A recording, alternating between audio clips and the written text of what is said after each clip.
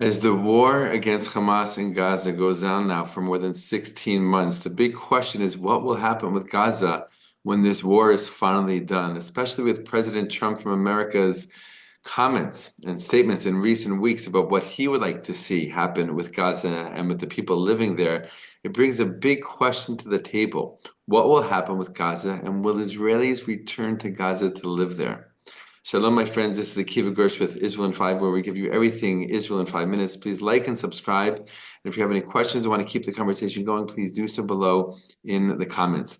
It's important to remember a little bit of the history behind Gaza before this war started on October 7th, 2023. Let's give a quick sketch of Israel's relationship with the Gaza Strip since its founding in 1948. Israel, we know, became a country in 1948. And that was in the middle of the War of Independence that Israel was fighting against multiple Arab countries. The war actually started before they declared independence against local Arabs in what was still the Mandate of Palestine run by the British, given to the British to help the Jews establish a country there.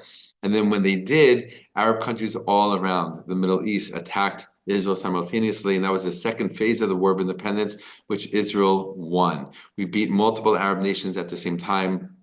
We stood our place and we continued to exist. As a result, there were some lands that were not in control of Israel, or were not in Israeli hands at the end of the war when the armistice agreement was drawn, when it was agreed upon, and that was the Gaza Strip and Judea and Samaria. Judea and Samaria were taken over illegally by Jordan, and the Gaza Strip was taken over illegally by Egypt. And that is why Egypt controlled the Gaza Strip from 1949, at the end of the War of Independence, all the way to 1967, when Egypt and Syria and Jordan once again attacked Israel simultaneously, hoping to destroy Israel once and for all. That didn't happen. Israel beat them simultaneously once again, this time in just 6 days.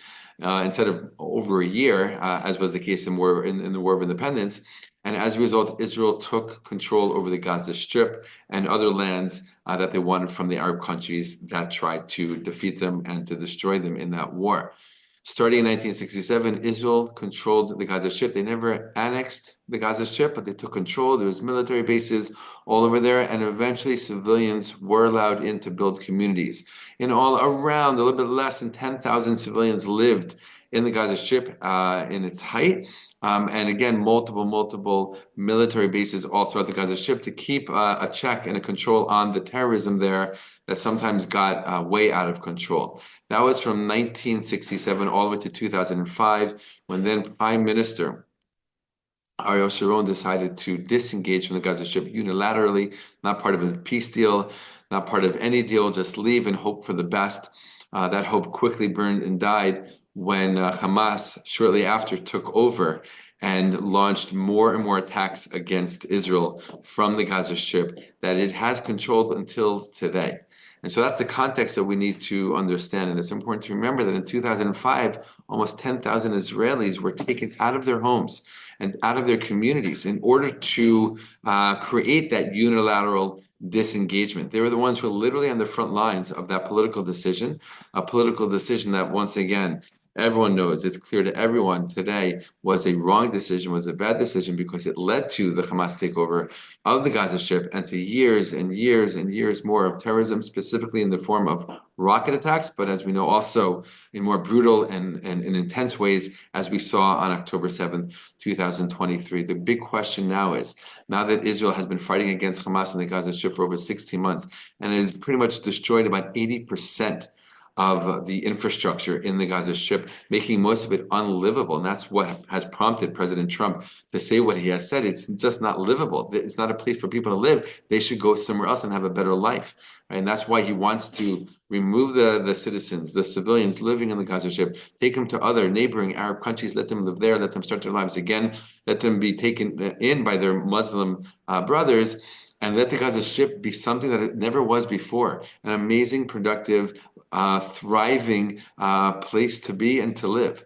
And that is what a lot of Israelis are hoping for as well, especially those who were kicked out in the summer of 2005 from their homes, from their communities, and their descendants. You still have kids who were there in that day that removal, that the disengagement took place, and they still have memories of their times living there, the great times, the positive times, and the horrible times, right, of that day, the horrible moments of that day when they were forcibly removed from their homes and their communities. And ever since then, they've been hoping and praying and wishing that they'll go back. Now more than ever, it seems like very likely that this could actually happen, that these Jewish communities that once did exist, dozens of them throughout the Gaza Strip, could one day, very soon, in fact, come back to life, come back into existence. I personally know people who lived there and were removed from their homes. Pretty much every Israeli does. It was a very intense chapter and moment in Israeli history, and that story might come full circle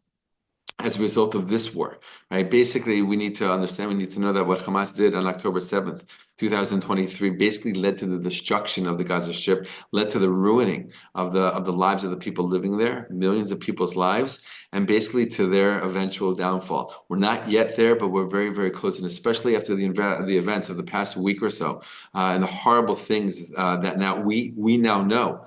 Hamas did to the Bibas family, to Shiri Bibas and to her two young sons, right? And the trick that they played by giving a different body that wasn't Shiri Bibas back to us at the end of last week, and the disgusting and disrespectful ceremonies that they're holding as they give us back our hostages.